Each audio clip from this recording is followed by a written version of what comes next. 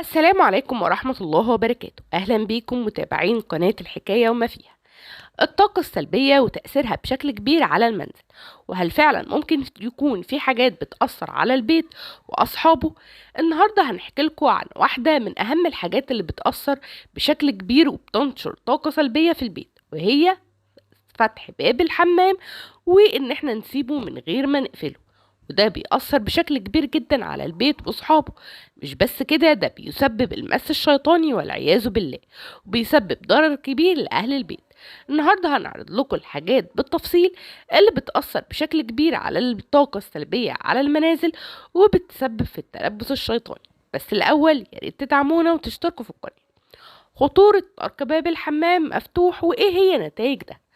بعض الأمور اللي بتساعد على التخلص من الطاقة السلبية وبتضعف الشياطين داخل المنزل.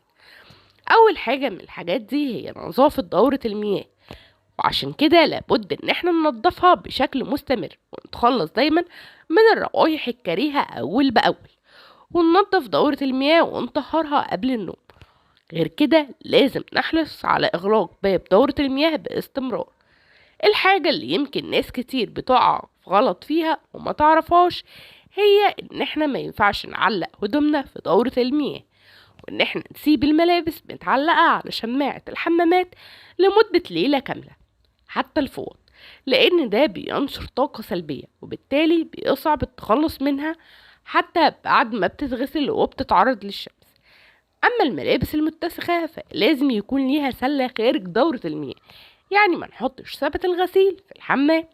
ويجب إبعاد العطور عن دورة المياه وعدم تبخيرها كمان، ده غير عدم التحدث داخل دورة المياه لأي أسباب، وخصوصا البكاء، لأن ده بيتسبب في التلبس الشيطاني وتلبس الجسم بجسمك، وبالتالي بيتأخر في الرزق والزواج، وبيحصل كمان متاعب كتير جدا في الحياة الزوجية، ده غير الإحساس بالحزن من غير أي سبب.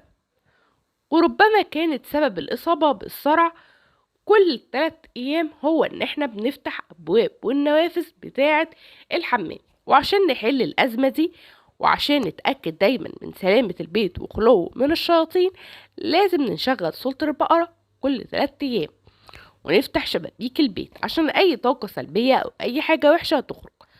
ولازم كمان نبخر المنازل بالحبة السوداء عشان تطرد الشياطين والجراثيم زي ما وصى الرسول عليه الصلاة والسلام.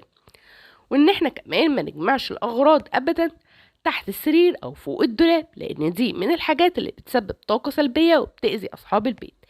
يعني من الاخر الكركبة من اسباب عطل الحال وتقليل الرزق.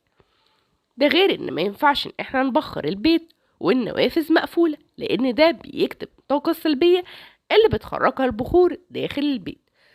برضو ما ينفعش نحط في البيت مرايات كتير، لان دي برضو من الحاجات اللي بتجيب طاقة سلبية وبتسبب في كثرة وجود الشياطين.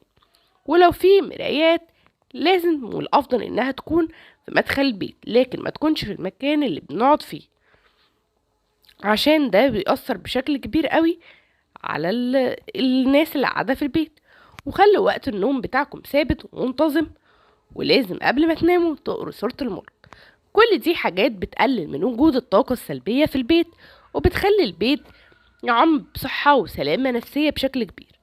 يعني أكتر حاجات بتساعد على طرد الطاقة السلبية هي قراءة القرآن والصلاة والأذكار، واللي بيحافظ عليهم وبيتبعهم ده بينعم بحياة سعيدة. ده غير آية الكرسي اللي احنا لازم نواظب عليها، ودي بتنجي من حاجات كتير قوي.